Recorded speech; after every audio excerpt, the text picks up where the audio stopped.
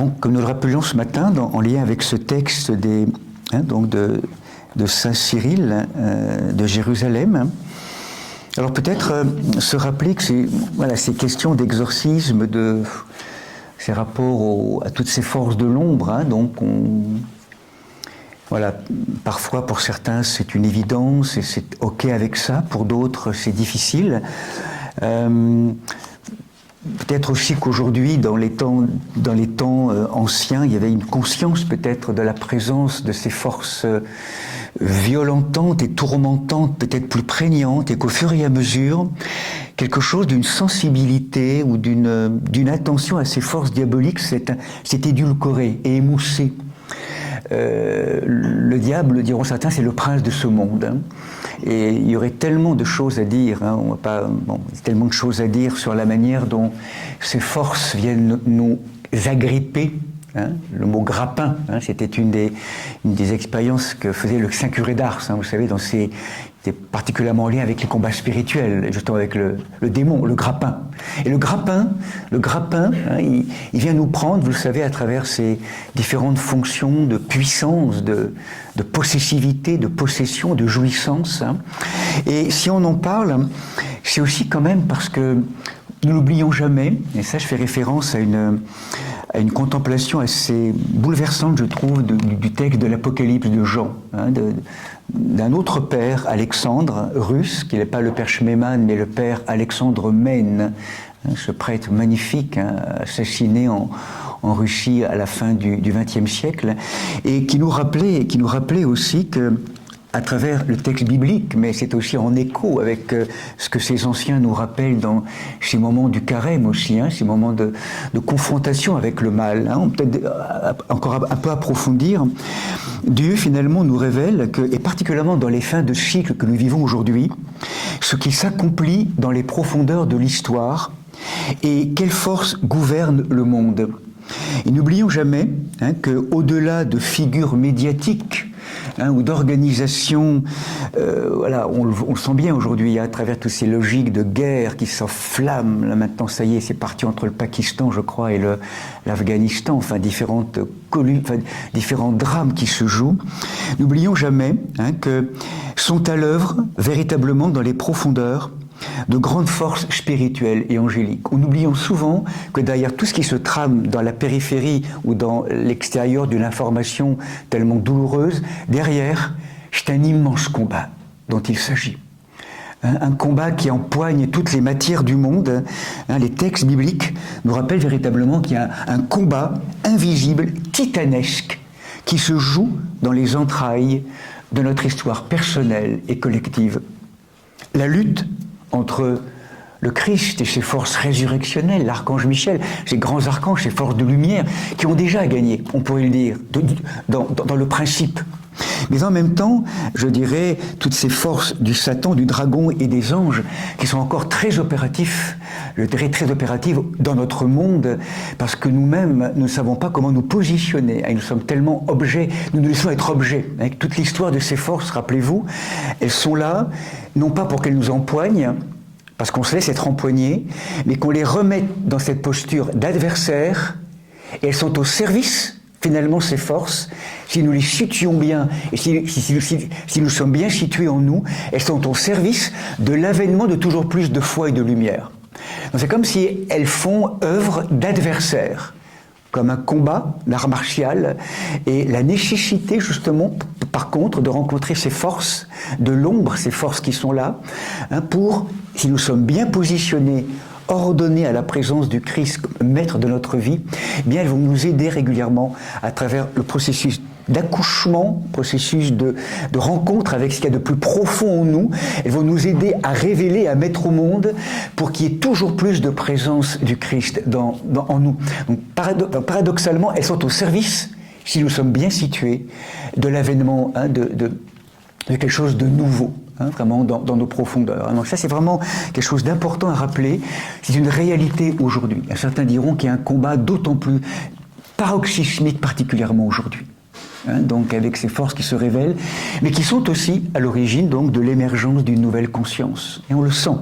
S'il y a de plus en plus de catéchumènes, en tout cas dans les paroisses, quelles qu'elles soient au niveau d'église, c'est un constat évident aujourd'hui, de plus en plus de catéchumènes en attente d'être baptisés. C'est qu'en même temps, il y a de plus en plus d'appels face au déferlement de l'inconscience et de l'ignorance, de retrouver ce pôle de nos racines, en tout cas dans la perspective chrétienne, en Christ. Donc là, c'est un constat. De plus en plus de catéchumènes, de plus en plus de baptêmes à Pâques, depuis 2-3 ans maintenant. De plus en plus, et parmi les jeunes, chose qui cherchent un second souffle, donc retrouver nos racines. Donc, ce qu'on se rappelle aussi, peut-être pour certains, par rapport à la notion de cette fonction exorciste, qui peut être un peu particulière. Encore une fois, on a peut-être l'impression, en écoutant ces textes, que finalement les exorcismes suffiraient pour nettoyer les cellules profondément. Ça peut être le cas. C'est vrai que dans la parole, la force de la parole très très profonde.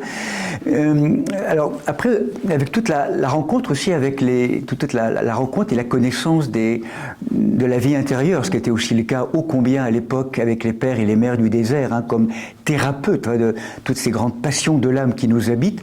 On pourrait dire, vous vous souvenez que par rapport à ce processus du mal ou du malheur qui m'habite, cette expérience, donc d'abord effectivement de l'exorcisme, qui est vraiment l'un des grandes puissances, je dirais, un des grands actes thérapeutiques, chirurgicaux, donc dans nos psychés, dans les profondeurs de notre âme, parce que dans nos cellules, c'est ce démazoutage, on pourrait dire, qui est là tellement puissant, important. Certains aussi feront référence, je trouve ça intéressant aussi, à cette grande enseignement que nous donne l'huître dans la nature. Et que l'huître, donc, vous le savez, qui reçoit un corps étranger dans son intériorité, qui vient toucher son manteau, sa chair intérieure, cette écharde dont parle saint Paul, qui est là, au fond de nous-mêmes en fait, qui est cette écharde qui nous fait mal. Et là on sent bien, retire-toi, retire-toi, retire-toi. Et ça marche, mais ça marche pas complètement non plus, parfois tout le temps.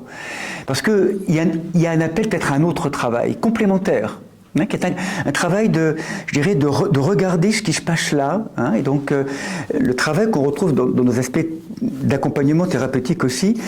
Il y a des thérapeutiques exorcistes ou qui chirurgicales, des thérapeutiques aussi, on pourrait dire, dissolutives, qui, parce qu'on va plonger dans nos émotions, dans nos blessures, c'est pas de leur dire retire-toi, c'est de les comprendre, de les nommer, de les habiter de l'intérieur, de les pénétrer avec amour, justement, dans ces énergies noires de violence qui peuvent nous habiter.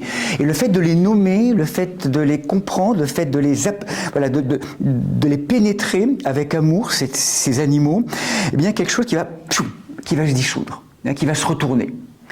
Donc c'est tout le processus vraiment qu'on retrouve bien sûr aussi dans certaines approches d'accompagnement psycho-spirituel. Donc nommer ces profondeurs, faire œuvre mâle, descendre dans ces profondeurs, dans l'inconscient qui est là, et les éclairer avec le Christ et l'Esprit Saint, et là descendre pour de mieux en mieux comprendre, connaître et pénétrer cette animalité, et en les pénétrant, en les rencontrant, alors, quand je dis chouf, c'est pas simplement en quelques secondes, ça peut être des semaines, tout un ensemble de processus très profonds qui nous habitent, mais un mécanisme qui peut donc nous faire basculer dans un éclairage. Je pense en particulier à tout le travail du pardon. Tout ce travail, il va en parler, Saint Cyril de Jérusalem, ces abcès de l'âme, ces colères, ces rancunes tellement tenaces qui sont là, tellement profondément inscrites, et comment, si nous souhaitons, si nous désirons transformer, ouvrir ces grands lieux qui hurlent parfois dans nos profondeurs, tout ce qu'on porte depuis tellement parfois de générations, l'ouvrir, pénétrer ces lieux. Il faut beaucoup de temps, du temps, de la conscience, du désir, ouvrir, nommer, tout ce travail psycho-émotionnel est très important, bien sûr, à les guérir nos blessures, les ouvrir à la grâce de l'Esprit Saint, pour que, en prenant conscience et en offrant au grand, à la grâce du pardon divin, eh bien quelque chose va pouvoir se faire. Et puis arrivent ces moments aussi, vous le savez, et ça c'est ce le Christ signifie, je crois, le plus profond je dirais, dans l'approche du malheur. Hein. C'est l'exorcisme, hein, donc là, lui, il l'a vécu, hein, il était le maître, enfin, tous les démons, hein, il le reconnaissait comme fils de Dieu. Il a utilisé aussi ces approches dissolutives, mais il a aussi utilisé, enfin, dans son amour, ce qu'on appelle les thérapeutiques, on pourrait dire intégratrices. Alors, intégratrice, je m'explique. C'est cette écharde de Saint Paul, où là, j'ai demandé plusieurs fois que le Seigneur retire cette écharde. C'est toujours là. Et cette écharde, elle devient le lieu, je dirais, on pourrait dire avec le langage de l'huître, le lieu de la révélation de l'amour. Là, cette écharde où tu as mal, tu auras beau faire l'exorcisme, peut-être même apprendre à comprendre ce qui se passe, ça va toujours être là. C'est celui en toi, presque, on pourrait dire, d'une blessure, d'une divine blessure. Hein, c'est une expression que certains ont contemporains, en tout cas, une blessure qui est le lieu, en fait, où régulièrement, voilà, cette écharde, j'ai demandé à ce qu'il la retire, et en fait, le Seigneur lui a toujours dit, ma grâce te suffit. C'est le lieu, en fait, où je pourrais dire, en demandant pitié, en demandant la grâce. C'est comme si c'était le lieu de l'usine à nacre. Et c'est à partir de ce lieu-là où je vais pouvoir faire une perle. Où le Seigneur, si je le confie, va faire une perle. La perle que j'aurais, peut-être la plus belle chose que j'aurais à offrir au monde, finalement, au bout du compte, ça part peut-être du lieu le plus blessé de mon humanité. Là où je ne sais pas faire, là où vraiment, dans l'incompétence qu'est la mienne, je ne sais pas faire là, m'a demandé, je l'accepte, et du coup, Seigneur, c'est le lieu d'appel et du rendez-vous de ta présence, pour que dans ce lieu-là, totalement une grande impuissance, tu puisses laisser manifester ta gloire et ta puissance et ta beauté. Ah là, le Christ sur la croix, l'impuissance, il est là.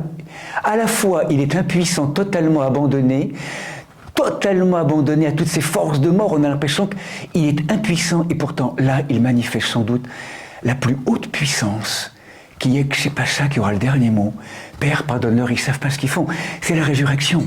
C'est le lieu donc de l'émergence du plus grand amour. C'est pour ça qu'on dirait de la croix que c'est le grand livre de l'art d'aimer. Il n'y a pas d'exorcisme, il est silencieux, il n'y a rien de spectaculaire. Il reçoit toute la violence, et c'est alchimisé, transformé en amour. Ça c'est le sommet. Toute la violence. Hein. Donc là, pas d'exorcisme, vous sentez bien, c'est un rapport différent encore qui est là, hein, dans la relation au mal qui me fait mal, hein, ce qui peut me détruire. C'est être capable, c'est cette patience, l'agneau. Hein, c'est un thème tellement magnifique qu'on retrouve au sommet du texte de l'Apocalypse aussi, hein, cet agneau vainqueur, égorgé, mais vainqueur. Voilà, c'est pas la bêtise, la maladie, la mort, l'ignorance, la trahison, l'injustice qui vaincront. C'est la force invincible de l'humble amour. Et ça, si on entre dans cette optique-là, ça y est, c'est passé. Hein, c'est passé. Hein, voilà, tout en étant, bien sûr, et ça, c'est à la fois personnellement et collectivement aujourd'hui. Hein, c'est toute cette qualité qui nous est proposée. Donc, bien sûr, hein, il y aurait beaucoup de choses à en dire. Je ne fais qu'effleurer ces mystères. Finalement, le Christ ne parle pas de tout ça. Hein, il le vit, il l'expérimente, il le porte. Hein, il l'alchimise, il le transforme, il le métamorphose hein, dans la présence de l'amour. Et tout ce qui est projeté sur lui est transformé en information créatrice d'amour. C'est à la fin, hein, c'est tout à fait donc sur la croix. Et ça, donc, à côté on l'a vu, des exorcismes, justement, Saint Cyril de Jérusalem, bien sûr, invite à travers ces rituels, nous le rappelons ce matin, donc ça fait partie de la catéchèse, mais vraiment il nous invite, Saint Cyril, il invite ses catéchumènes à travailler, à commencer à travailler, et ça va s'accomplir dans tout le processus du baptême, à ce grand travail de métamorphose, hein, donc on pourrait dire de transformation, Alors, on parle d'un climat, chose de plus moral, hein, de ce versant peut-être plus moral, hein, en tout cas d'adéquation à la vie évangélique, hein, comme s'il était question pour nous, dans cette préparation, hein, en tout cas c'est ce qui était fortement demandé aux catéchumènes, de changer de paradigme, on pourrait dire. Alors, c'est un effort qui est donné par l'Esprit Saint, mais d'inaugurer cette perspective de mourir au vieil homme pour laisser l'homme nouveau apparaître.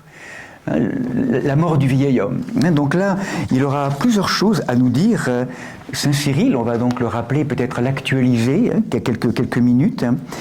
Donc il nous dira, toujours dans sa catéchèse préliminaire, hein, donc là on quitte hein, la dimension plutôt exorciste du rituel assez régulier tout au long des carêmes à l'époque, mais d'entrer plus dans une transformation de la matière, transformation psycho-spirituelle, hein, qui peut commencer à s'inaugurer, et qui va s'accomplir avec le baptême de manière plus plénière. Hein. Donc c'est une grande chose que le baptême qui vous est proposé. Saint Cyril est dit à ses enfants spirituels. C'est la rémission des fautes, la mort de toutes ces forces de mort, la nouvelle naissance de l'âme, un vêtement de lumière qui vous est donné, un sceau, hein, la chrismation, l'onction, le sceau, on l'avait rappelé la semaine dernière, sacré et indélébile, hein, ce sceau de la présence du Christ et de son esprit, Célice, véhicule pour le ciel, droit d'hospitalité dans le royaume, don gratuit de l'adoption. Donc, le long de la route, le dragon guette les passants. Hein, donc c'est une marche, hein, on s'y prépare, et là donc, toujours le dragon. Hein, là on l'exorcise, mais en même temps, attention.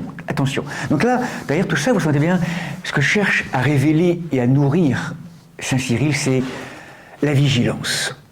Hein, on est en train de travailler un peu le matin ensemble là, dans Communauté ce grand texte de la vigilance selon Égycus de Bathos. Hein. Certains diront que c'est l'une des plus grandes vertus de la vie spirituelle. La vigilance. La vigilance, hein, c'est, comme le rappelait l'archimandrite Emilianos, hein, c'est suivre quelqu'un du regard. Hein, on ne le lâche pas. Toujours. Hein, c'est ce point de référence qui est là. Être vigilant, hein, cette méthode spirituelle hein, qui va donc être un lieu de guérison pour nous. Saint Cyril y introduit ces catéchumènes. Hein, donc vigilance, la garde du cœur, la garde des pensées, hein, il va y venir. Donc le long de la route, attention. Il voit tous ceux qui sont sauvés, il cherche qui dévorer. Tu te rends chez le Père des esprits, mais ta route passe devant le dragon. Et là, devant le dragon, c'est comme si on était invité justement à bien être situé. Ne pas donner autorité, il est là, ok, il vient tester, c'est sa fonction, mais attention, ne te fais pas avoir. De nouveau, des pensées, des paroles, attention. Non, tu passes, il est là, et il t'aide à sans arrêt garder le cap, tourné vers la vie, vers le vivant, vers le Christ. Donc c'est un peu une épreuve de feu, hein, comme tester. Comment donc franchiras-tu le pas? Eh bien, chausse tes pieds de la préparation de l'évangile de la paix. Hein, accroche-toi, hein, l'évangile. Hein, là, on retrouve vraiment cette parole. Aie une foi personnelle. Aie une foi personnelle. Hein, entre dans la foi, dans la confiance. Hein, c'est le mot confiance qui est là. Fais confiance. Là où tu as tellement été habitué à faire tout seul, à te battre tout seul, à tenir debout tout seul, à demander à personne, au contraire, là maintenant, devant ces forces qui peuvent venir te titiller, demande et fais confiance. Quelqu'un est là. Fais confiance. Fais confiance à cette présence. Aie une foi personnelle, une ferme espérance, une solide chaussure, afin de passer à travers l'ennemi et d'entrer auprès du Maître. Si tu es encordé, arrimé à la présence du Seigneur, par la prière, par la confiance, tu risques rien. Tu ne risques rien. Tu es protégé. Prépare ton cœur à recevoir l'enseignement. Prie plus serré pour que Dieu t'estime toujours plus en capacité, en tout cas, de ces mystères éternels. Prie plus serré. C'est intéressant, ça. Il y a une tension, pas une contraction, mais densifie ce lien à la prière, donc ce dialogue. Écoute, de moins en moins te laisser être déplacé. Tout le sens du carême, c'est comme une école du redressement.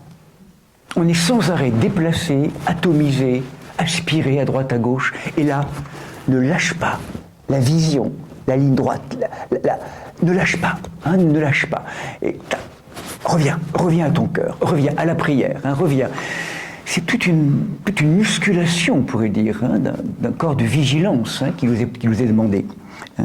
Ne cesse ni jour ni nuit, mais quand le sommeil aura fui tes paupières, eh bien que ton intelligence alors vaque à la prière. Et si tu vois s'élever dans ton intelligence quelques pensées qui te déplacent, recours à la pensée tout de suite du nom du Seigneur et du jugement qui te rappelle le salut. Donc ne t'arrête pas, marche. Ça c'est vraiment donc ce qui est demandé dans cette catéchèse, dans cette première catéchèse, ce travail, réveille-toi. C'est tellement important pour nous aujourd'hui. Réveille-toi.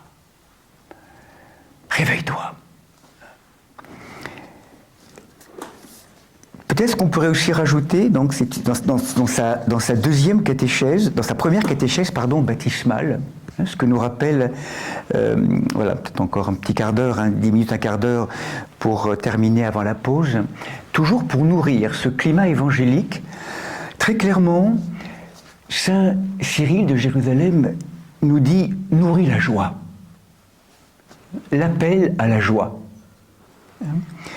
Disciples de la nouvelle alliance, participants des mystères du Christ, déjà par l'appel, et bientôt aussi par la grâce, vous vous êtes fait à vous-même un cœur nouveau et un esprit nouveau pour la joie des habitants des cieux. Si en effet, selon l'Évangile, la conversion d'un seul pécheur soulève la joie, combien plus le salut de tant d'âmes n'incitera-t-il pas à la joie des habitants des cieux?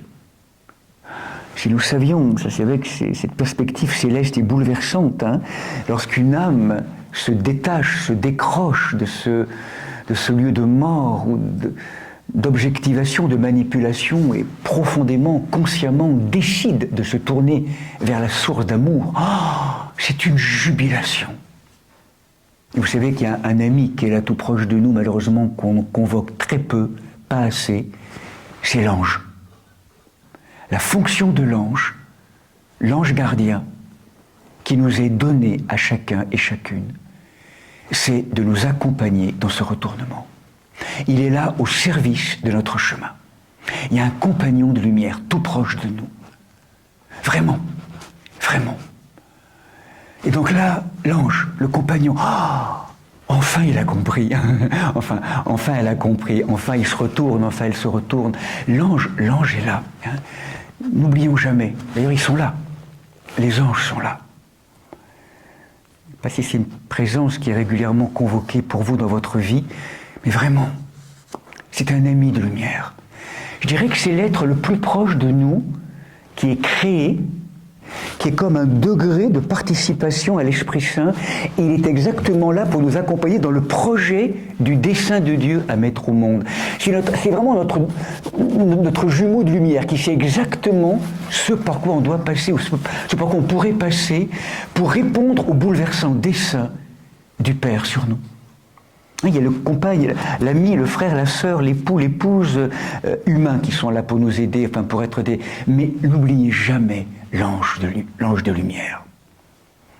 Quand il y a des relations difficiles et compliquées, les uns avec les autres, passez à travers les anges. Demandez. Vraiment. Donc l'ange. Donc la joie. La joie. Vous avez entrepris un bon et très beau voyage. Appliquez-vous à courir la course. Donc, vous qui venez justement d'allumer les lampes de la foi, que vos mains diligentes en gardent inextinguible la flamme, pour que celui qui, sur notre très saint Golgotha, ouvrit par la foi le paradis au larron. Et quand il dit ça, Saint Cyril, le Golgotha, il est là en fait. Il parle avec les personnes et c'est vraiment in situ, on pourrait dire. Donc localisé à Jérusalem, c'est ça qui est bouleversant. Donc également, ce que nous dit des expressions qu'on pourra approfondir, que j'ai déjà entendues. Donc Cyril nous dit, Saint Cyril, dépouiller le vieil homme. Donc revêtir, c'est un petit peu le... Oui, c'est ça, ce qu'on avait, la prière qu'on a de Saint Basile le Grand, tout à l'heure, qu'on a chanté à la fin de l'office de nonne. C'est magnifique cette prière. Arrache-nous à la main de l'ennemi, efface nos transgressions, et mortifie, alors certains préfèrent, et c'est vrai aussi dans la dimension ascétique, transfigure nos pensées charnelles. Quand on parle des pensées charnelles, encore une fois, en n'entendant pas que la chair est mauvaise, la chair profondément c'est le lieu, nous sommes créés chair, mais la chair c'est cette chair, on pourrait dire, qui est justement prise en main par des forces de mort, des forces de perspective égocentrée, close sur elle-même, cette chair passionnée, cette chair qui nous rend esclaves. C'est cette chair-là dont il est question, ces pensées charnelles, qui nous décentrent sans arrêt, qui nous atomisent. Donc là, transfigure toutes ces pensées. Ainsi, rejetant le vieil homme, nous vêtirons le nouveau et vivrons pour toi, notre maître et défenseur. Alors, suivant tes préceptes, nous parviendrons au repos éternel, à la demeure des bienheureux, car Seigneur, c'est toi le bonheur véritable. Or, cette phrase, c'est toi. C'est toi le bonheur véritable. Tous les objets du désir, ça ne comblera jamais, nous le savons bien. Cette soif, ce bonheur, c'est toi. Toi, pas simplement comme maître extérieur, bien sûr. Toi présent invisiblement, maître de toutes choses, Seigneur Jésus-Christ, mais c'est le maître intérieur, c'est le Christ intérieur, c'est l'époux intérieur, c'est qui attend que ce chemin d'épousaille s'accomplisse. Mon bonheur, c'est toi, Seigneur. Mon bonheur, c'est toi. Donc, ce que nous dit le vieil homme, donc on pourrait peut-être en dire quelques mots, que la foi, dépouille-toi par la confession, le vieil homme, donc ça on le verra dans 2 semaines, le thème de la confession, pour revêtir le nouveau. Agrégez-vous, venez vers le sceau mystique, agrégez-vous au saint troupeau raisonnable. J'entends... Voilà, donc je parle de cette régénération, non seulement corporelle, mais de la régénération spirituelle de l'âme. Donc là, c'est Saint Paul qui en parle beaucoup, vous le savez, donc ce passage de l'homme ancien à l'homme nouveau, dans son épître en particulier aux Éphésiens. Il vous faut, renonçant à votre existence passée, vous dépouiller du vieil homme qui se corrompt sous l'effet de convoitises trompeuses. Il vous faut être renouvelé par la transformation spirituelle de votre intelligence et de revêtir l'homme nouveau. Ne donnez aucune prise au diable. Celui qui volait, qu'il cesse de voler, qu'il prenne plutôt la peine de travailler honnêtement. Aucune parole pernicieuse ne doit sortir de vos lèvres. N'attristez pas le Saint-Esprit. Amertume, irritation, colère, éclat de voix, injures, tout cela, à terme, doit disparaître de chez vous, comme toute espèce de méchanceté. Soyez bons les uns pour les autres. Ayez du cœur. Pardonnez-vous mutuellement, comme Dieu vous a pardonné en Christ. Voilà, là c'est vraiment... C'est désormais moins le règne d'un moi qui veut toujours avoir raison, qui veut toujours dominer, posséder, vouloir ce que l'autre, ce qu'il n'a pas, enfin, toutes ces logiques de médisance, de jugement, enfin, tout ce qui peut nous habiter tellement régulièrement dans notre vie quotidienne. C'est l'avènement d'un nouveau paradigme, la présence de l'Esprit, où je vois toute chose, non plus à travers les yeux ou la perspective égocentrée, mais à travers les yeux du Seigneur. C'est toi, Seigneur, qui vois cette personne. Moi, j'aurais tellement tendance à la juger, puis, oh, Seigneur, toi, tu vois exactement ce qui se passe pour elle. Quelle a été son intention? Tu vois dans les événements. Moi, je vois souvent tellement mal, je suis tellement aveugle. Seigneur, viens, montre-moi le chemin désormais. Désormais, plus en toi. Je marche avec toi. J'apprends, en tout cas, à t'oublier de moins en moins. pour qu'il y ait une autre vision, une autre perspective, une autre parole qui soit donnée, une autre pensée. C'est une réinformation complète de notre humanité. Donc, Saint Cyril a une belle expression, faites retraite. Faites retraite. Faire retraite et purifiez-vous. Déposez toutes ces erreurs. Seigneur, là, j'ai mal parlé. On le fait souvent, peut-être, mais souvent, c'est mon qui parle. Pardon, Seigneur, pardon. Je sens que là, je n'ai pas été au rendez-vous. Par trop d'impatience, d'avidité, de colère, de choses.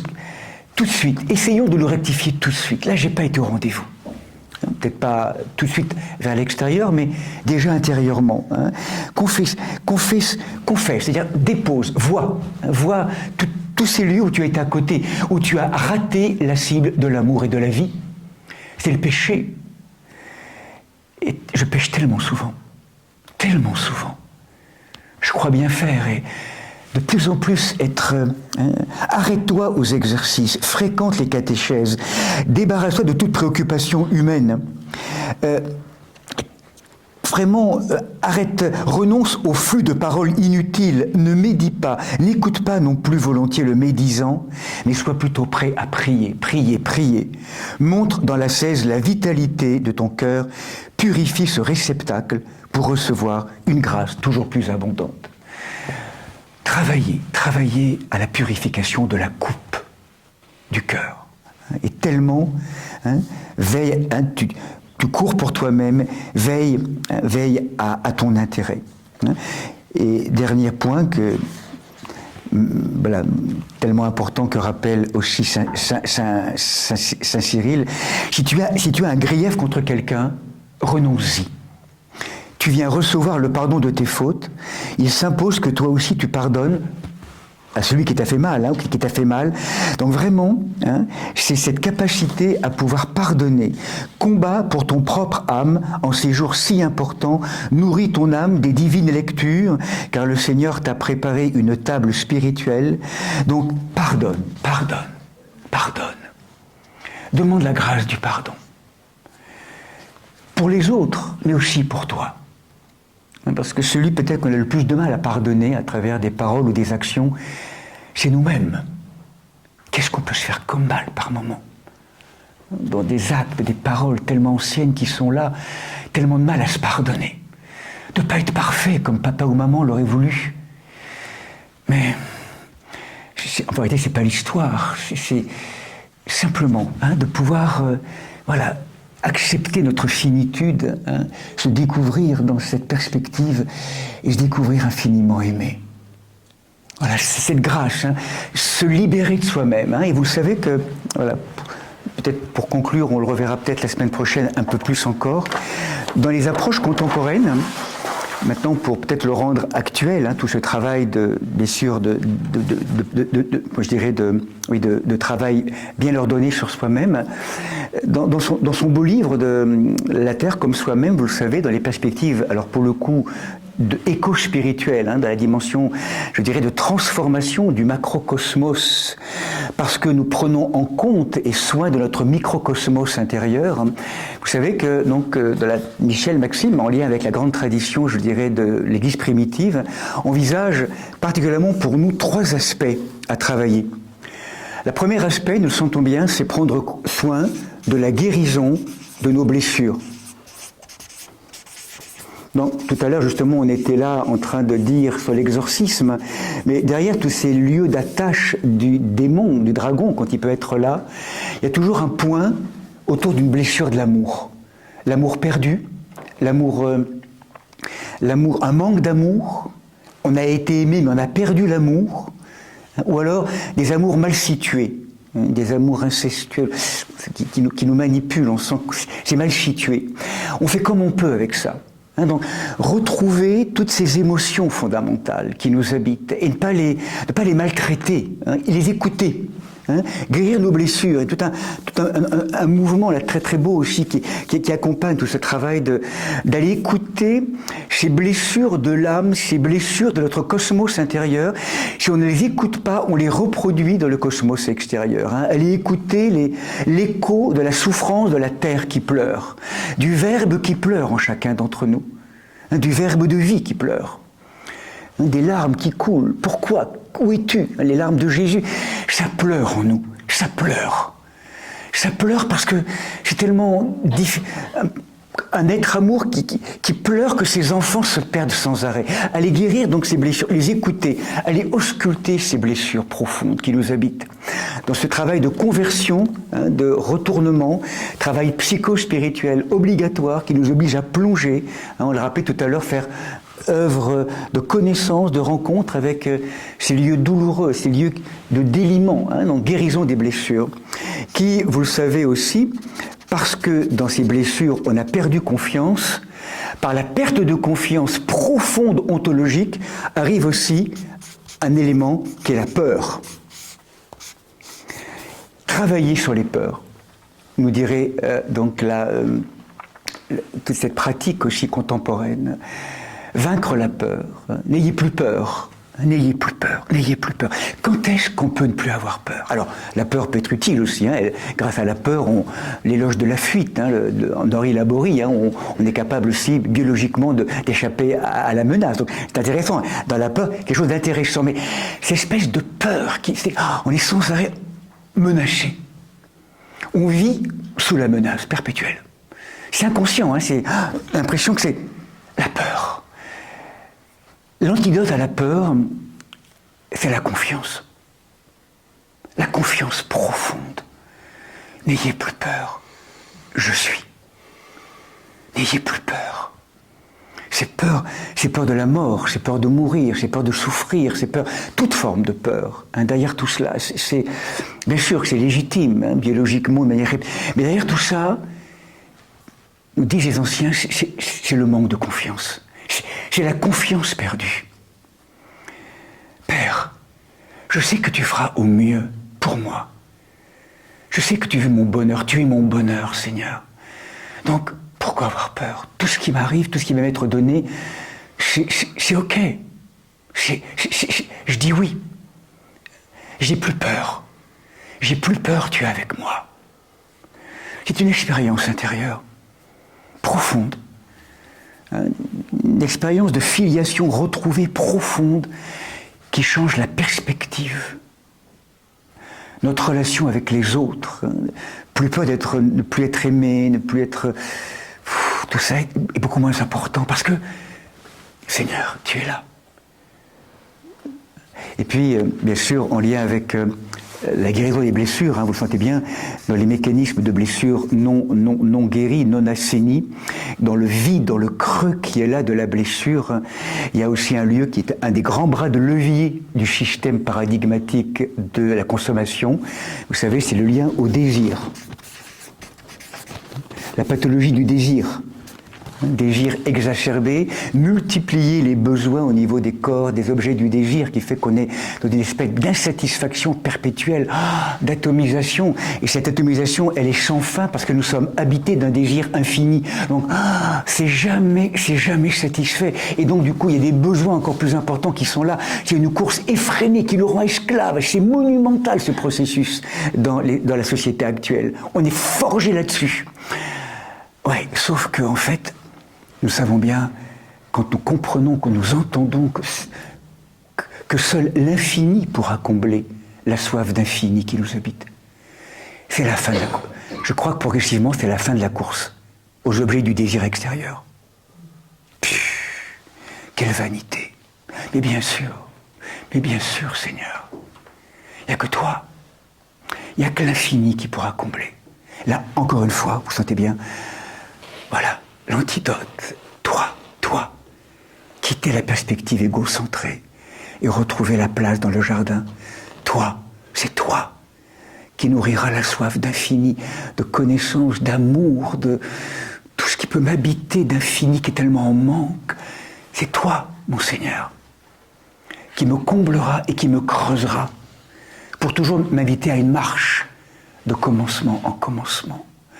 Donc voilà, ce thème des blessures, de la peur, du désir, ce sont des enjeux que repère, je trouve de manière très ajustée, Michel Maxime Heger, avec d'autres aussi, comme étant les bras de levier qui, dans l'inconscient de nos humanités, si nous en sommes encore très ligotés, continuent à nourrir le processus actuel, le processus, je dirais, de la pensée et des sociétés actuelles. Donc ça demande un vrai travail de libération. Toujours pareil, quitter la terre d'esclavage. Pour moi, le Christ, c'est vraiment l'image paroxystique, je dirais, de la liberté. L'être libre. Parfois, on a raisonné le texte biblique en termes de bien ou de mal. Je ne crois pas, quand on lit le texte biblique, et en particulier l'Évangile, c'est « es-tu esclave ou libre ?» C'est la liberté. L'homme libre. L'homme libre. Et libre pas dans une forme d'autonomie close sur elle-même, qui est sans fin, qui en vérité qui est une pure illusion. Libre parce que agenouillé et enfin fils et filles, obéissant dans l'écoute du Père. Et là, grande liberté. Voilà, tout ce travail de désencombrement, ce travail de sortie de soi, de déprise très profonde, que nous rappelle, en l'occurrence là aujourd'hui, ces textes aussi de Saint Cyril. Bon, il y aurait beaucoup de choses aussi, on parlera de la pénitence, de ce processus de retournement qui est un des grands bras de levier également, la semaine prochaine. Je vous propose donc de laisser en suspens maintenant la parole.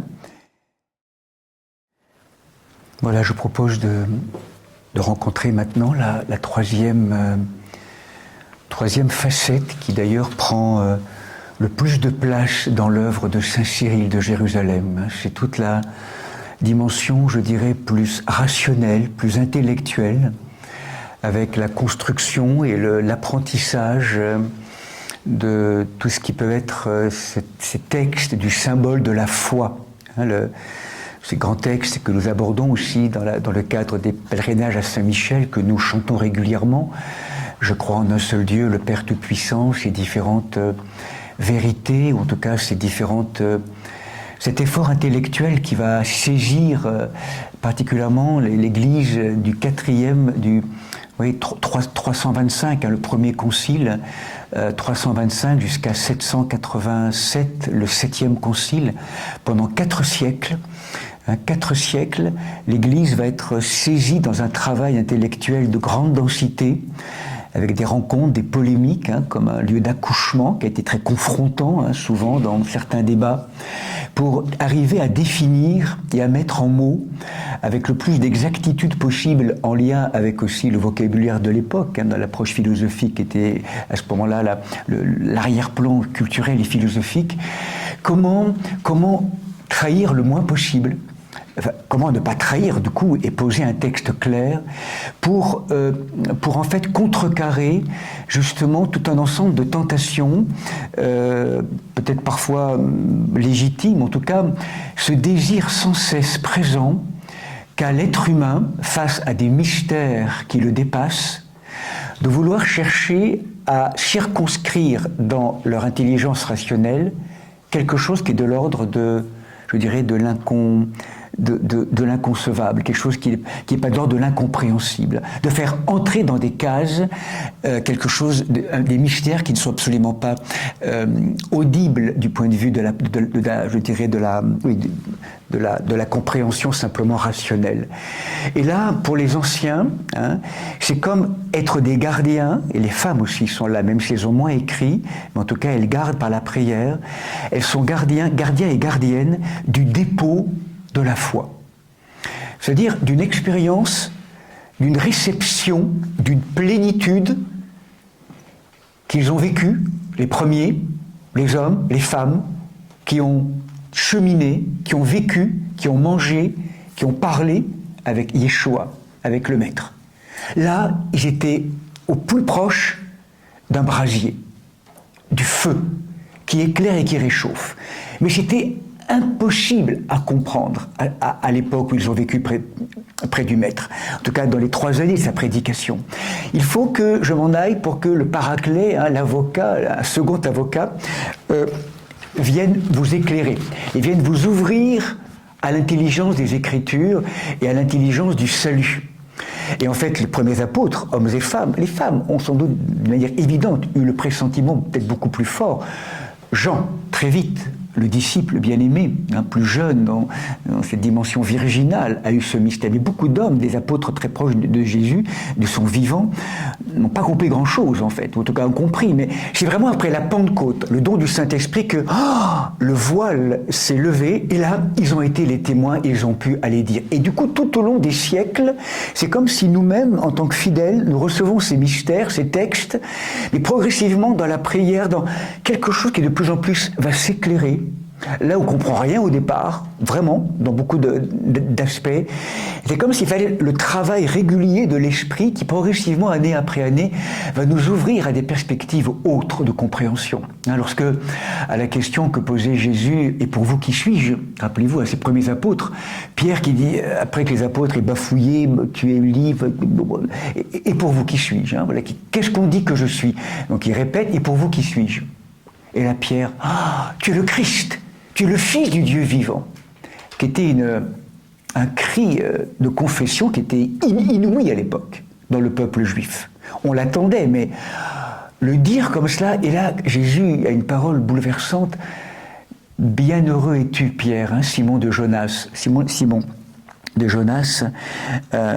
que cette révélation ne t'est pas venue ni du sang ni de la chair, mais de mon Père qui est dans les cieux.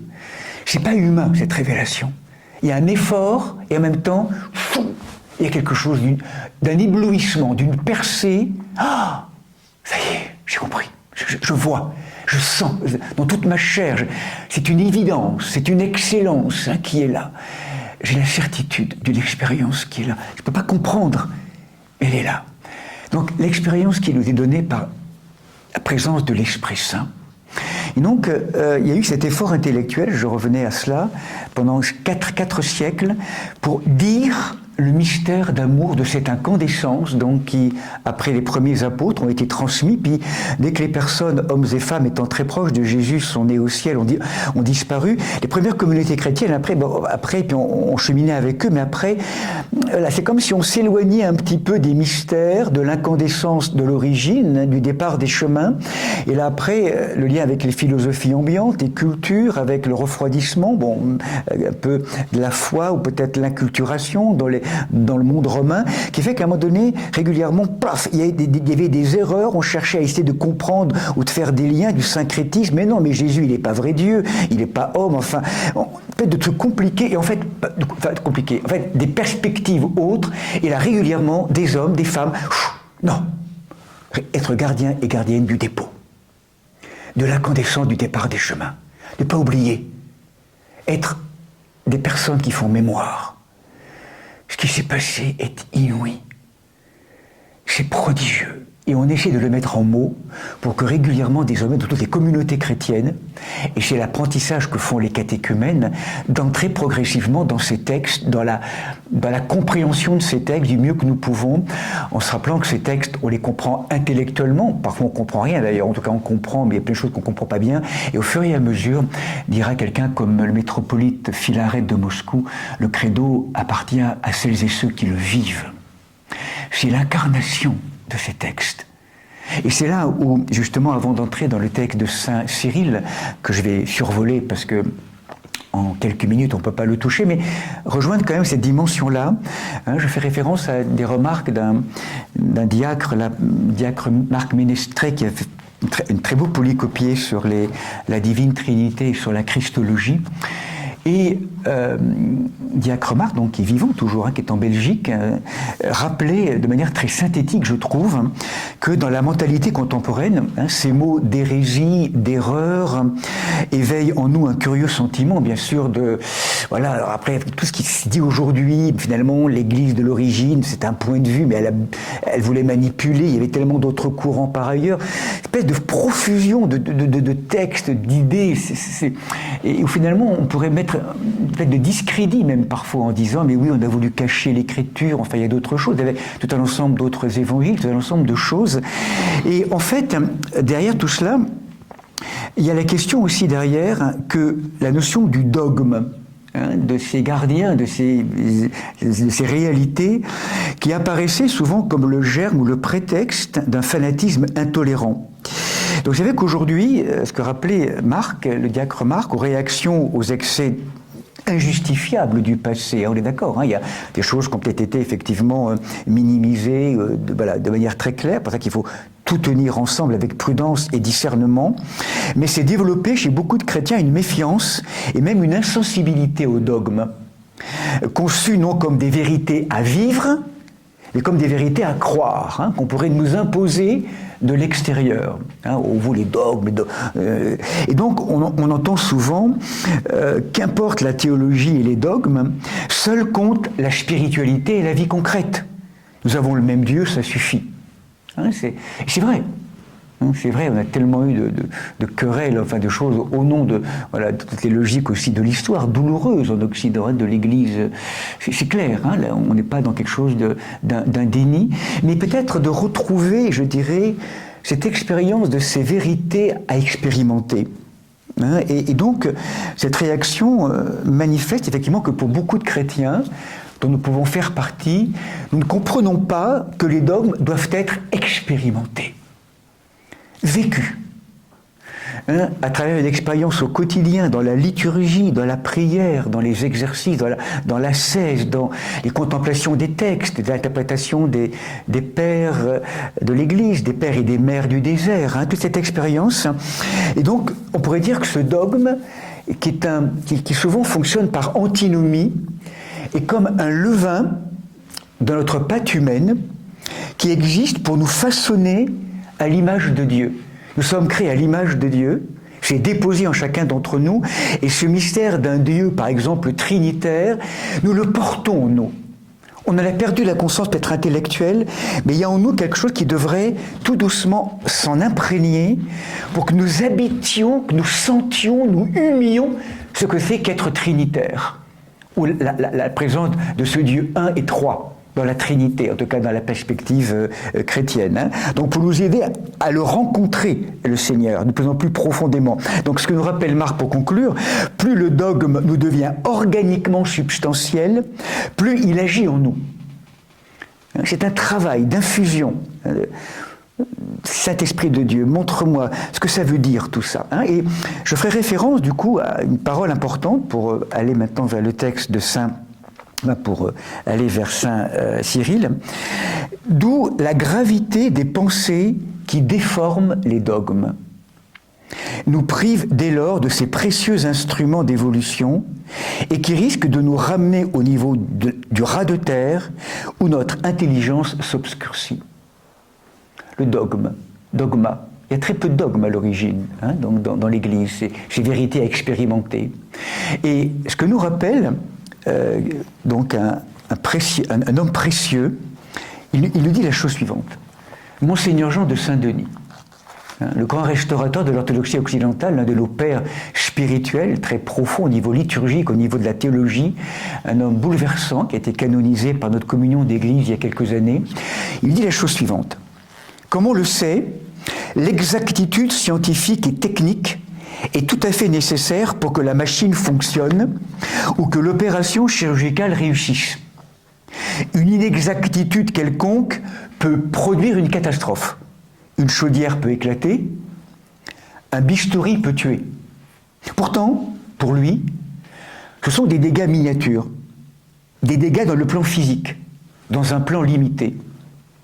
Une bombe atomique, et même toutes les bombes atomiques peuvent détruire plus ou moins notre Terre.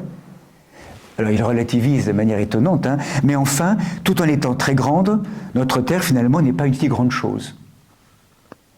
Les dégâts sont moins visibles, mais beaucoup plus essentiels quand la loi des lois, le principe des principes, sur quoi tout est basé, c'est-à-dire le dogme trinitaire, est déformé. Certainement, cette déformation ne détruit pas immédiatement, spectaculairement, mais elle ronge beaucoup plus profondément parce qu'elle détruit les âmes et les esprits. et ensuite toute notre relation avec les profondeurs, avec la profondeur des choses. Ici, nous devons complètement abandonner l'idée qu'on peut se contenter d'un à peu près et vivre uniquement dans les intuitions. L'homme qui dit ça, il y a une expérience derrière. L'expérience, vous la connaissez, il a été habité tout jeune d'une expérience de la Trinité. Il l'a dans sa chair. Enfin, il le vit dans sa chair. Je devais avoir 4 ans. Papa avait déposé près du lit les joujoux que l'on m'avait offerts. Le soleil est dans la chambre. Par politesse, je regarde les joujoux, mais je vois la chambre s'emplir d'une lumière ineffable qui se condense surtout au-dessus de moi, plus claire et en même temps plus douce que la lumière du soleil. Elle est or pur et bleuâtre. Cette lumière, je le sais, est sa présence. Je suis envahi, submergé d'un bonheur inexprimable. Et je demande pourquoi le reste existe, pourquoi existe le temps, la vie, les joujoux, car tout est dans cette lumière qui me couvre comme une couverture sans pesanteur, et je me décide à regarder tout ce qui n'est pas Dieu avec bienveillance, sans rien demander, ayant senti la crainte de mépriser le monde.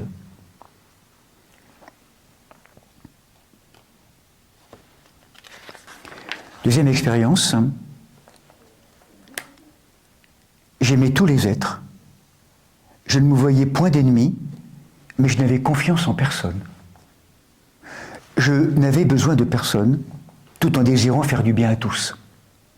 L'unique refuge où je me sentais à l'abri était la Trinité. Tout me semblait instable, ma vie si courte, le monde si fragile, les êtres humains si peu existants. Dans la Trinité, je trouvais soudain le sol ferme. Quelque chose de réel, d'immédiat, qui ne trompe pas, d'inébranlable. Et je répétais pour ne pas disparaître, Trinité, unité, mon unique ami. Je devais avoir 10 ans.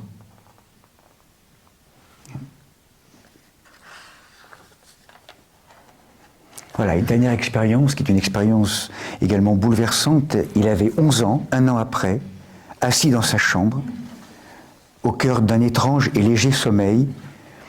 Dans ce rêve, je vis s'élancer du ciel comme une flèche un oiseau de feu, les ailes pliées, le bec en avant. Il me blessa le cœur avec son bec. Cette blessure brûlante, contenant une souffrance béatifique, un amour inexprimable, est demeurée toute ma vie dans mon cœur. Certes, je l'oublie, mais le moindre rappel la fait vivre. C'est une sensation presque physique. Sans comprendre ce qu'est le Saint-Esprit, j'ai éprouvé l'évidence qu'il est là, donateur de l'amour divin à l'être humain. Dans mon songe, je fus envahi d'un bonheur tel que je voulus m'emparer de l'oiseau de feu afin de le retenir pour toujours. Dès que je l'eus pris, il devint un oiseau de bois sculpté à la manière de ceux que fabriquent les artisans russes, et je me réveillai aussitôt. Dieu m'a blessé par sa grâce, mais il ne se laisse point posséder. Sa blessure est restée, mais je ne le possède pas. Bon, Saint Jean de Saint-Denis. Ô mon Dieu, Trinité que j'adore, aidez-moi à m'oublier entièrement pour m'établir en vous, immobile et paisible comme si déjà mon âme était dans l'éternité. Que rien ne puisse troubler ma paix ni me faire sortir de vous, ô mon immuable, mais que chaque minute m'emporte plus loin dans la profondeur de votre mystère. Pacifiez mon âme, faites-en votre ciel, votre demeure, aimez le lieu de votre repos, que je ne vous y laisse jamais seul, mais que je sois là tout entière, tout éveillée en ma foi, toute adorante, toute livrée à votre action créatrice. Connaissez cette prière, le début, Sainte Élisabeth de la Trinité. Des êtres ont vécu cette expérience. Des hommes, des femmes. L'expérience bouleversante d'une expérience, d'un encharnellement de l'expérience trinitaire. C'est pas que des pensées, c'est pas que des constructions, c'est il faut croire. Non, c'est une expérience intime, intrinsèque, hein, donc dans cette approche de la Trinité. Voilà pourquoi, en introduisant cela, si je vous parle de cela, c'est qu'on peut peut-être mieux comprendre du coup pourquoi Saint Cyril de Jérusalem va prendre sur les 24 catéchèses, 5 catéchèses vont servir, en tout cas vont être données sans doute les derniers jours de la Semaine Sainte autour du baptême, de la chrismation, de l'Eucharistie, mais que 12 catéchèses vont être ordonnées à l'exploration de ces textes de la Trinité. Je crois en un seul Dieu, le Père Tout-Puissant, créateur du ciel et de la terre, et du Fils et de l'Esprit Saint, et en l'Église, rappelez-vous ces textes, hein. D'ailleurs au départ c'est nous croyons, hein, donc avec un nous, on avait abordé tout ça, tous ces symboles de foi que l'Église à un moment donné a déposés dans le cœur des fidèles comme quelque chose de construit, comme quelque chose que nous aurions à croire effectivement au départ, mais qui progressivement vont nous habiter pour peut-être un jour vivre de manière très spontanée ce que ces êtres ont témoigné, hein, de l'expérience de la Trinité. C'est vraiment l'expérience de la non-dualité, hein, chrétienne. Hein. On parle beaucoup de la non-dualité également dans les milieux, d'autres traditions spirituelles magnifiques. Hein. C'était là de réaliser, hein, je suis. Hein, voilà. Et vous rappelez-vous comment dans la tradition du christianisme, on ne dit pas je suis Dieu. Qu'on retrouve également beaucoup dans la tradition de l'Inde, hein, certaines voies de la non-dualité. On dira le Père et moi nous sommes un. Expérience de la non-dualité qui est l'entrée dans la vie trinitaire. Hein, donc c'est une expérience autre, hein. Alors autre, dans l'éprouvé, il y a en tout cas une expérience de béatitude évidente, hein. Mais il n'y a pas de fusion, comment on peut dire ça, enfin, difficile, hein, moment bien sûr, d'expérience, d'un moment d'éveil, hein, sans ego, on pourrait dire, hein, egoless state, hein, ces états sans ego, ces états d'éveil, mais en fait qui nous maintiennent dans une dimension de personne et que nous sommes en lien avec cette source. Le Père et moi, nous sommes un. Hein, nous sommes entrés dans la vie trinitaire, hein, dans cette dimension trinitaire où le Verbe qui est là, hein, toute la mission, on le rappelle souvent, est venu me rejoindre avec l'Esprit dans la matière des mondes. Il s'est fait homme pour me rejoindre, chacun et chacune où nous sommes, et pour nous ramener là où il est. Et où il est, c'est dans la ronde trinitaire. Hein, nous sommes chacun et chacune invités à compléter le cercle et à communier dans une communion d'amour avec les personnes. Mais il y a des personnes. Hein, c'est pas une fusion sans... Il y a une personne, il y a des personnes sans confusion, sans séparation, et un état en même temps de béatitude infinie, éprouvée dans la chair, de non-dualité, hein, d'extraordinaire bonheur, béatitude, hein, que tous les mystiques peuvent vivre à un moment donné. Donc cette expérience, donc... C'est pour ça qu'avant les 12 catéchèses dont parle Saint Cyril, voilà, il nous introduit maintenant donc, dans une expérience, nous sommes catéchumènes donc, à l'époque, et donc comment comprendre ces textes, hein, et comment les rejoindre, donc comment être forgé, hein, de ces textes, en étant initié tout doucement. Donc là, le Père spirituel, hein, va donc, dans sa 4e catéchèse, hein, donc baptismale, on pourrait dire, proposer une synthèse, avant d'entrer beaucoup plus profondément dans les 12 autres qui vont suivre, comme étant la catéchèse qui s'appelle les 10 dogmes. Les 10 dogmes. Hein, 10. Donc les dogmes. Hein, dogma, hein, c'est réalité, c'est vérité à expérimenter, à éprouver, et qui sont traduites par des mots. Parce qu'encore une fois, pour ces pères, à l'époque, comme le rappelait Saint Jean de Saint-Denis, piétiner ou tromper ou je dirais écorcher le dogme, la vérité, le dépôt, c'est une question de vie ou de mort spirituelle. C'est pour ça que ces anciens qui contemplaient, qui passaient leur temps à contempler, se sont mis à écrire, se sont mis à rectifier par un verbe. Donc, parce que si on attend au dogme, Dieu n'est pas homme, le Christ n'est pas homme, le Christ n'est pas Dieu. Ça veut dire que désormais, le chemin de l'union de Dieu avec l'homme, de la déification de l'homme, n'est plus possible. Il y a toute une dimension extrêmement profonde où ces êtres se manifestent, non pas pour jouer avec des mots, mais pour protéger les fidèles de toute forme d'erreur qui pourrait les empêcher d'aller goûter cette extraordinaire expérience de déification de l'être humain, de venir nous rejoindre là, de vraiment cette expérience de non-dualité dans la vie trinitaire. C'est pour ça que, même si après les choses auront beaucoup à être libérées, il y a un cadre à poser dès le départ, pour ne pas aller dans des errances, dans des formes d'interprétation erronées. Il y a une garde qui est là, tellement bien posée. C'est comme ça qu'il faut reprendre ces textes. Ce n'est pas des choses qu'on veut nous contraindre, ce sont des gardiens. Parce qu'on est également dans des spiritualités aujourd'hui particulièrement vraies, alors d'un côté qui sont extrêmement communautaristes, et je pourrais même dire sectaires, avec on a la vérité, et donc là on l'impose aux autres, et donc voilà, cette vérité que l'on a, et le christianisme en a fait partie aussi, et peut encore en faire partie, en tout cas différents exemples donc de choses très, très, très douloureuses. Et l'autre côté, on l'a souvent signifié ici, une spiritualité, alors là pour le coup, où il y a une espèce de bouillie syncrétique. On fait les chemins qui sont les nôtres, en fait, on a fait de mélange, et on s'arrange un peu, je dirais, avec.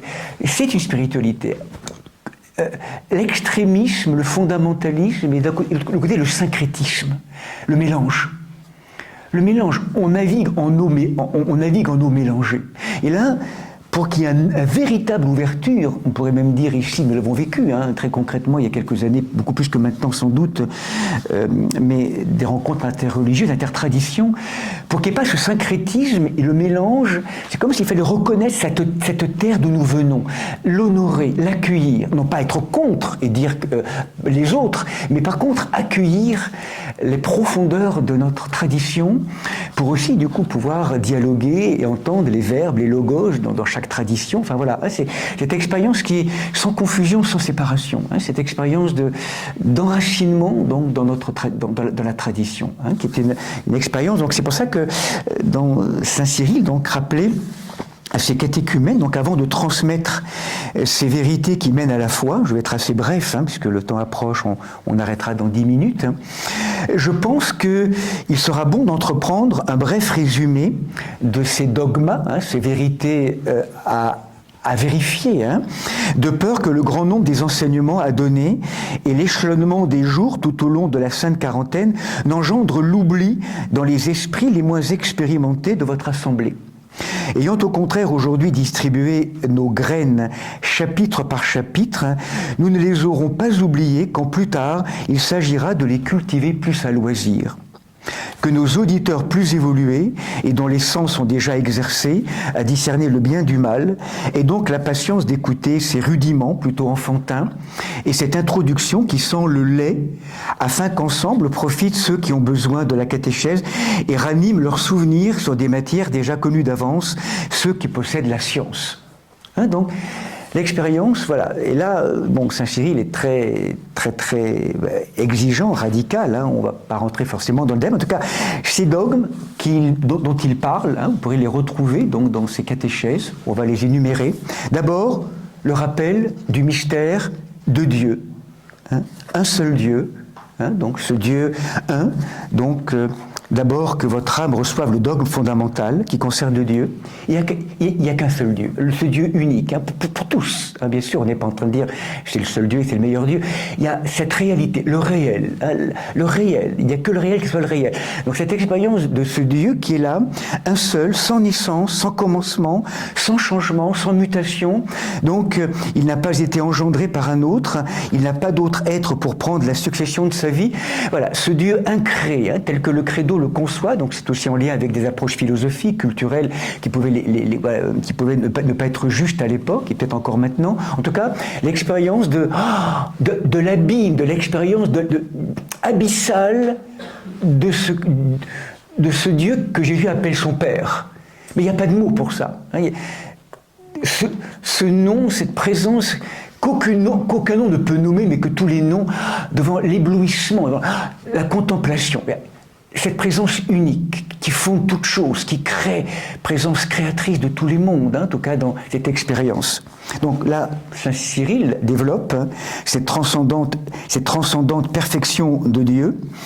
Donc ce Père, donc là il le précise, de notre Seigneur Jésus-Christ, donc vraiment cette dimension profonde, unique de ce Dieu, qui donc se révèle, n'est pas circonscrit dans un lieu quelconque, voilà, ni plus petit que le ciel, il est en toute chose et hors de toute chose. Donc tout l'approfondissement de cette thématique sur le Père, en sachant qu'encore une fois, Père-Mère, toujours difficile de la dimension du genre aujourd'hui. Pourquoi c'est plutôt la dimension du Père qui est privilégiée? Parce que vous sentez bien, nous en tant qu'êtres humains, émanant de la Adama et de la matière, c'est comme si notre travail est un travail d'individuation et de sortie de la matière. Et la fonction du Père est vraiment de nous dire « sors de la matrice et va vers toi ». C'est un Père matrician, c'est un Père matrician, un Père qui nous enfante, qui a du ventre, on le verra demain avec la parabole du Fils prodigue. C'est ce Père qui a un ventre. Et en même temps, voilà, en tout cas là, on est plus dans cette logique-là, même si après il y a d'autres conceptions, encore d'autres approches, d'autres traditions. Encore une fois, il y a simplement cette perspective, on parle bien de la tradition qui est là. Ce Père matrician, cette vocation d'être Père, un peu comme un père pourrait séparer l'enfant, l'individuer, le nommer, l'inviter à quitter la mère, la grande mère, la confusion. Maintenant, pas la confusion, la mère, la mère. Bon, peut-être beaucoup de choses qu'on pourrait développer ou nuancer dans ce propos. En tout cas, arrive le deuxième dogme maintenant qui est autour du Christ. Le Père, le Fils. Qu'est-ce que c'est que cette dimension filiale? Croit aussi donc dans le Fils de Dieu, donc la présence du Seigneur Jésus-Christ, encore une fois, qui est l'archétype de la synthèse, qui la terre, l'esprit, dimension féminine, masculine, tout est intégré en Jésus-Christ. C'est l'archétype de la synthèse, nous dira Maxime le confesseur. Mais cette présence, pour vous, qui suis-je? C'est cette question. Et pour vous, qui suis-je, nous rappelle Jésus, aujourd'hui? Pour vous, qui suis-je? Et écoutons, le carême peut être un moment intéressant pour nous resituer par rapport au mystère de Jésus, du Christ. C'est qui pour vous, pour nous? Le Christ historique, après le Christ, voilà, après la résurrection, la dimension cosmique. Qui c'est pour nous, tous ces mystères qui sont là? De contempler. Et là où nous en sommes, c'est très bien, c'est toujours faire un pas de plus. Ouvre-moi, fais-moi comprendre qui tu es, Seigneur. C'est pas de mon ressort. Je peux m'approcher de ces textes, de ces notions, mais qui es-tu vraiment? Qui vraiment? Et fais-moi éprouver ta présence. Donc c'est cette expérience d'éprouver. Donc le Christ, donc le Fils égal au Père, donc il est engendré, celui, voilà, le seul et unique, notre Seigneur Jésus, donc l'engendré, Dieu de Dieu, l'engendré, vie de vie, celui en qui repose la plénitude de la divinité. Celui qui, on pourrait dire, pour toute l'humanité, au-delà des chrétiens, vient vraiment visiter, libérer toute la matière, la délivrer de manière profonde, de manière ultime et profonde. Celui qui n'a pas acquis l'être dans le temps, mais qui, voilà, éternellement et sans défaillance, a été engendré du Père. Donc on redécrit tout ce qu'on a vécu aussi ensemble lors du dimanche dernier, donc ce rappel de la foi. Ce Fils, donc Verbe de Dieu, monogène littéralement, où tout en lui est rassemblé, cette manière unique et particulière qu'il a de signifier cette filiation, et comment dans le Fils parfait, nous sommes invités à devenir nous fils et filles uniques aussi. Fils et filles aimés de manière unique par le Père. Ce que le Fils nous apprend, cette filiation absolument parfaite de l'ordonnancement, il nous apprend à être fils. Et la vocation du Fils de Jésus-Christ, c'est de nous tourner vers le Père et de nous apprendre à nommer la source créatrice de tous les mondes, Père, presque Papa. Papa. Papa. Je suis dépositaire en moi d'une dimension filiale dont je suis la mère et dont tu es le Père.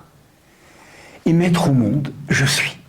Mettre au monde cette présence filiale, cette maternité intérieure. Chaque chose est bien située, bien placée. Voilà, c'est toute cette dimension, donc là, l'approfondir, de la naissance virginale, troisième dogme, de l'incarnation du Fils par l'Esprit et la Vierge. C'est un fait réel. Donc vraiment, donc il est venu à cause, voilà, il est venu en prenant cette humanité capable d'éprouver les mêmes choses que nous et en naissant de la Sainte Vierge, car l'incarnation s'est faite non pas en imagination comme c'était certains courants qui le parlaient, c'est réellement. Il n'a pas non plus passé à travers la Vierge comme à travers un canal, il a réellement pris chair d'elle, il a mangé réellement comme nous, il a bu réellement comme nous. Si en effet l'hominisation était un vin semblant du coup serait également notre salut.